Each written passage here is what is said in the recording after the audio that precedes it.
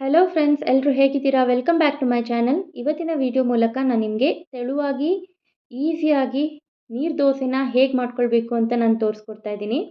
ಚಟ್ನಿ ಜೊತೆಗೆ, ಚಿಕನ್ ಸಾರು ಜೊತೆಗೆ, ಮಟನ್ ಸಾರು ಜೊತೆಗೆ ಎಲ್ಲದ್ರ ಜೊತೆಗೂ ಇದ್ರ ಕಾಂಬಿನೇಷನ್ ತುಂಬ ಚೆನ್ನಾಗಿರುತ್ತೆ. ಮತ್ತು ಮಕ್ಕಳಿಗೆ ಬೆಳಗಿನ ಬ್ರೇಕ್ಫಾಸ್ಟ್ಗೂ ಕೂಡ ನೀವು ಇದನ್ನು ಮಾಡ್ಕೊಳ್ಬೋದು.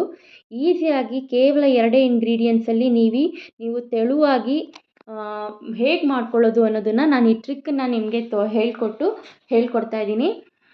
ಇದನ್ನು ಈಸಿಯಾಗಿ ತೆಳುವಾಗಿ ಬರೋ ಥರನೇ ನೀವು ಇದನ್ನು ಮಾಡ್ಕೊಳ್ಬೋದು.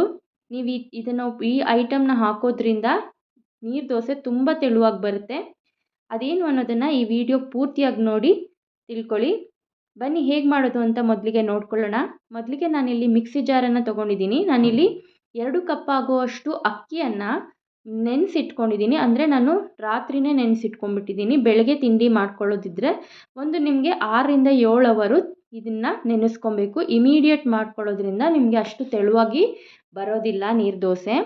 ಈ ಟ್ರಿಕ್ನ ನೀವು ಮಾಡಿ ನೋಡಿ.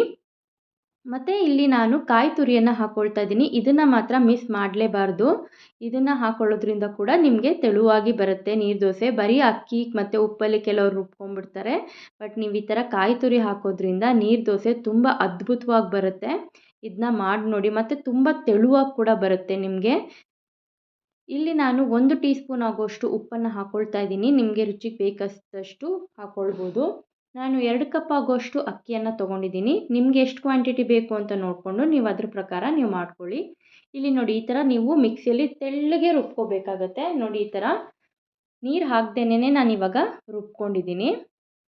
ಈಗ ನಾನಿಲ್ಲಿ ಇಷ್ಟು ಥಿಕ್ನೆಸ್ ಇದೆ. ಇವಾಗ ನಾನು ಇದನ್ನು ತೆಳು ಮಾಡ್ಕೊಳ್ತಾ ಇದ್ದೀನಿ. ಮಿಕ್ಸಿ ಜಾರಲ್ಲಿನೂ ಕೂಡ ಒಂದು ಗ್ಲಾಸ್ ನೀರು ಹಾಕಿ ಅದನ್ನು ತೆಗೆದಿಟ್ಕೊಂಡು ಈಗ ನಾನು ಮತ್ತೆ 1ರಿಂದ 2 ಗ್ಲಾಸ್ ಆಗುವಷ್ಟು ನೀರನ್ನು ಇದಕ್ಕೆ ಸೇರಿಸ್ಕೊಳ್ತಾ ಇದ್ದೀನಿ. ಇದನ್ನು ನೀವು ಎಷ್ಟು ತೆಳುವಾಗಿ ಮಾಡ್ಕೊಳ್ತೀರಾ ಅಷ್ಟು ಚೆನ್ನಾಗಿ ಬರುತ್ತೆ ನಿಮಗೆ. ನಾನಿಲ್ಲಿ ಫುಲ್ಲು ತೆಳು ಮಾಡ್ಕೊಳ್ತಾ ಇದ್ದೀನಿ. ನೋಡಿ, ಈ ಥರ ನೀವು ಕಲಿಸ್ಬೇಕು. ಯಾಕಂದರೆ ಅಕ್ಕಿ ಹಿಟ್ಟಾಗಿ ಕೆಳಗಡೆ ಹೋಗಿ ತಳಕ್ಕೆ ಕೂತ್ಕೊಂಡ್ಬಿಟ್ಟಿರುತ್ತೆ. ಹಾಗಾಗಿ ನೀವು ಪ್ರತಿ ಸಲ ದೋಸೆನ ಹಾಕಬೇಕಾದ್ರೂ ಕೂಡ ತಿರ್ಸ್ಕೊಂಡೇ ಹಾಕಬೇಕಾಗತ್ತೆ. ನಾನಿಲ್ಲಿ ತವಾನ ಇಟ್ಕೊಂಡಿದ್ದೀನಿ. ತವಾ ತುಂಬ ಬಿಸಿ ಆಗಬೇಕು. ಹಾಗೆಯೇ ನೀವು ಹಾಕಬಾರ್ದು. ತಣ್ಣಗಿದ್ದಾಗಲೇ ಹಾಕಿದ್ರೆ ನಿಮಗೆ ಅಷ್ಟು ಚೆನ್ನಾಗಿ ಬರಲ್ಲ ನೀರು ದೋಸೆ. ತುಂಬ ಬಿಸಿಯಾದ ನಂತರ ಇದಕ್ಕೆ ನಾನು ಎಣ್ಣೆನ ಸವರ್ಕೊಂಡಿದ್ದೀನಿ. ಈಗ ನಾನಿವಾಗ ನೀರು ದೋಸೆನ ಹಾಕ್ತಾಯಿದ್ದೀನಿ. ನೋಡಿ ಎಷ್ಟು ತೆಳುವಾಗಿ ಬರ್ತಾ ಇದೆ ಅಂತ. ಪರ್ಫೆಕ್ಟಾಗಿ ಬರುತ್ತೆ ನಿಮಗೆ ಇದೇ ಥರ ನೀವು ಫಾಲೋ ಮಾಡಿದ್ರೆ. ಮತ್ತು ತುಂಬಾ ಈಸಿಯಾಗಿ ತವಾ ಬಿಟ್ಟು ಕೂಡ ಬಂದುಬಿಡುತ್ತೆ. ನೋಡಿ, ಈಗ 2 ನಿಮಿಷ ಈ ಥರ ಕ್ಲೋಸ್ ಮಾಡಿಟ್ಬಿಟ್ಟು ಈಗ ನೀವು ನೋಡಿ, ನೀವು ತೆಗಿಯೋದೇ ಬೇಡ. ನಿಮ್ಗೆ ಇದು ಬೇಡ, ನೀವು ಕೈಯಲ್ಲೇ ನೀವು ತೆಗಿಬೋದು. ಅಷ್ಟು ಚೆನ್ನಾಗಿ ತೆಳುವಾಗಿ ಪೇಪರ್ ಥರ ಬಂದುಬಿಡುತ್ತೆ. ನೋಡಿ, ಎಷ್ಟು ನಿಮಗೆ ಗೊತ್ತಾಗ್ತಿದೆ ಎಷ್ಟು ಟ್ರಾನ್ಸ್ಪರೆಂಟ್ ಆಗಿದೆ ಅಂತ. ತಿನ್ನೋದಕ್ಕೂ ತುಂಬ ಚೆನ್ನಾಗಿರುತ್ತೆ.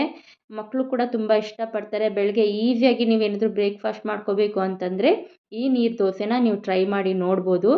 ನೋಡಿ, ಈ ರೆಸಿಪಿ ನಿಮಗೆ ಇಷ್ಟ ಆಗಿದರೆ ಪ್ಲೀಸ್ ಲೈಕ್ ಮಾಡಿ, ಶೇರ್ ಮಾಡಿ ಮತ್ತು ಸಬ್ಸ್ಕ್ರೈಬ್ ಮಾಡಿಕೊಂಡು ನೋಡಿ. Thank you for watching my video.